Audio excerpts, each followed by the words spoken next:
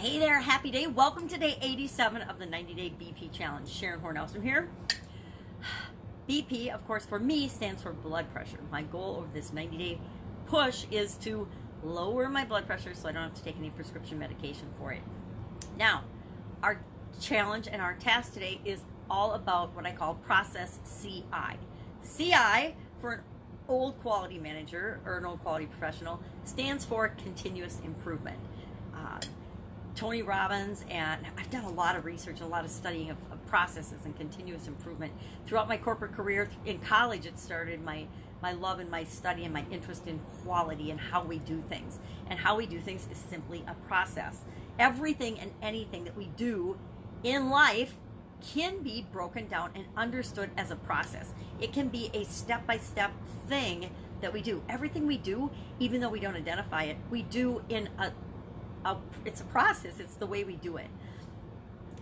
And we want to be looking at the way we do things that we do more than once and be asking ourselves, is there a better, faster, easier, more efficient, more effective way of doing this? Now, obviously that sentence just rolls off my tongue because it's inherent in who I am at this point. Was I born caring about how I did things or quality? Probably not, but somehow over my young and formative years, I got really interested. I guess I always was interested in how things work. My mom tells stories about how I used to take apart all the clocks and anything interesting in the house and cameras. I would take them apart and then leave them in pieces. I just wanted to see all the pieces that went into them and kind of try to figure out how they work. So I guess I have always been interested in how things work, how we do things. But continuous improvement means I'm looking at the way I do something. And a lot of times we don't do that. We just do things on autopilot. We do things automatically. But for this challenge, I'm challenging you to start paying more attention to yourself and your life and how and why you do things. Because if you understand how and why you do things, then you'll choose either to do them or continue to do them because they're in your own best interest, or you'll stop doing them. You'll stop doing some of the things that you know are not good for you. That is an example of continuous improvement. Now, the process that I'm doing is checking my blood pressure, documenting that process, and all the other things that we've done with that process today. The final step in that is continuous improvement. How can I, on some frequency, look at this process and see if it's still effective and it's still getting me the results I want today, or if I need to tweak the way I do that, tweak what I'm doing, change the process in some way, shape, or form to make it better, to get me better, faster, easier, more efficient, more effective results in the area that the process addresses. Now, just measuring my blood pressure is a pretty simple process, right? But are there things that I could do? Maybe technology changes. And here's my cue for continuous improvement. Whenever there's a change in the environment or in my situation, which is the environment, or in me, or in equipment or technology, or in the world around me that affects the process, I would reevaluate and look at the process. I can say once a year, once a month, once every 6 months, I'm gonna automatically look at all my processes and evaluate them. Or I can say, hey, whenever there's a change, that's when I'll look at the process. Now, the thing about that is sometimes things never change, right?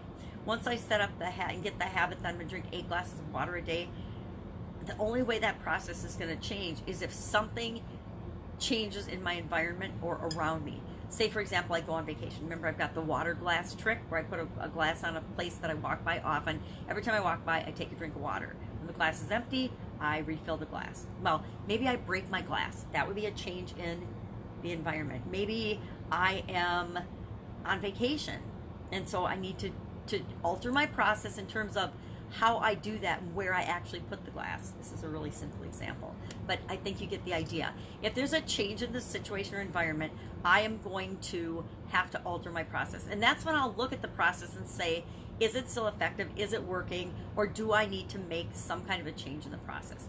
Say, for example, my blood pressure cuff gets a hole in it and doesn't work anymore. Well, I obviously have to get a new one or alter my process of checking my blood pressure. Maybe for a day I have to run to Walmart and stick my arm in that little machine and check my blood pressure while I'm buying a new blood pressure cup because my blood pressure cup worked. And then I'm going to evaluate my whole process of taking my blood pressure. I'm going to say, hey, is there something new and different that would be faster, easier, for me to test my blood pressure. And that's where actually I came about and got the cuff. Instead of the arm one, I've got the little wrist one, and I love it. So that was an example of where I'd have to look at changing that process. So our challenge today is all about process continuous improvement. Look at the process that you're doing and just decide how you're going to review and continuously improve that process. What is going to be your trigger? Mine is a change in something that affects the process.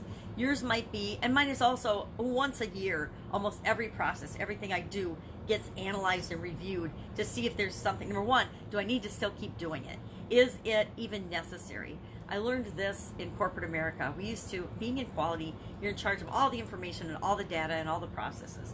And in a lot of places that I work in manufacturing environments, we would collect and document and track all kinds of data that we never used to make decisions. It was just collecting information and data and graphing and charting and presenting it for no reason. It was just for the sake of collecting the data.